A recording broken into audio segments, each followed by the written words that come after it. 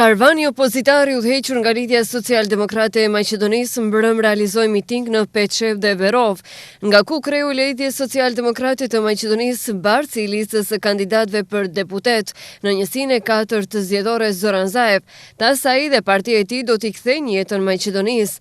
Zaev edhe njëherë theksoi se me ardhjen e Lidhjes Social-Demokrate të Maqedonisë në pushtet do të rriten rrogat për qytetarët e Maqedonisë. Za 10 dana po qituani stavame kraj. Na 10 godishni od režim I počnuvame zajedno nov.